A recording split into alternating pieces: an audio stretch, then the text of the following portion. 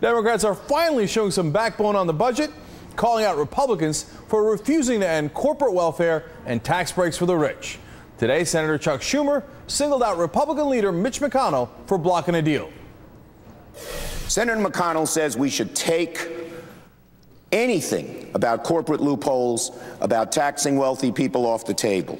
His my way or the highway approach is what is standing in the way of getting an agreement. Thank God, that's exactly what you should be saying. Independent Senator Bernie Sanders has outlined his own plan as well, and he's blasting Republicans and calling on President Obama to stand strong.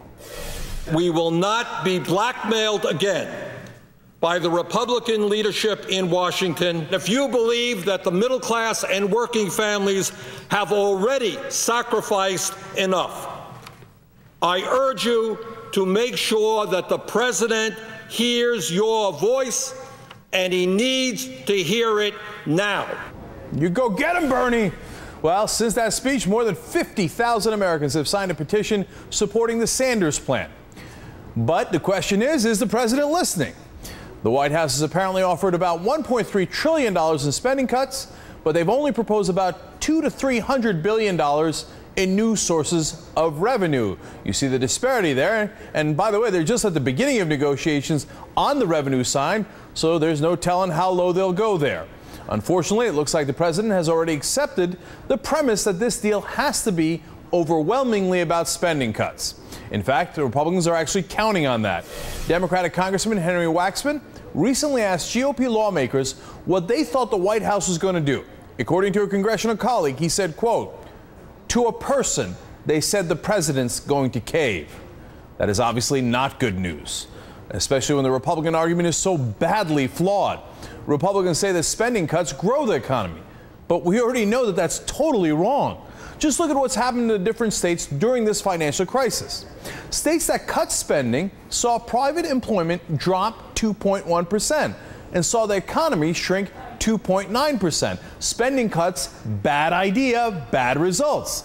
But states that increased spending saw employment go up 1.4% and saw their economies grow by 0.5%. The evidence is clear. If you want to grow the economy and create jobs, you need to increase spending and invest in America. Now, wouldn't it be nice to have a president who made that case as well? All right, with me now, someone who's made that case all the time, Independent Senator from Vermont, Bernie Sanders. Senator Sanders, always a pleasure to have you on. First of all, you got people signing that letter. Now, I need you to keep it real with me. How hopeful are you that the president is going to listen to that and say, all right, you know what? These people, the American people are right. We need to concentrate on revenue. Well, I would hope that millions of people all over this country in one way or another will tell the president and their elected officials that it is immoral, and I use that word advisedly, that when the middle class is disappearing and poverty is increasing, when so many people out there are really hurting, that the only way that the Republicans want to do deficit reduction is attacking the health care needs of ordinary people, educational opportunities, nutrition, you name the issue that working people need, Republicans want to cut. And then when you say to them, the rich are getting richer, and we got corporations out there making billions in profit, not paying a nickel in taxes, what about asking them to contribute? Republicans say, off the table.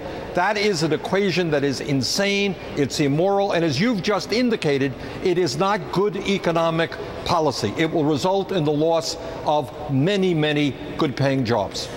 Can you win that argument if the White House does not forcefully make that same argument you're making right now?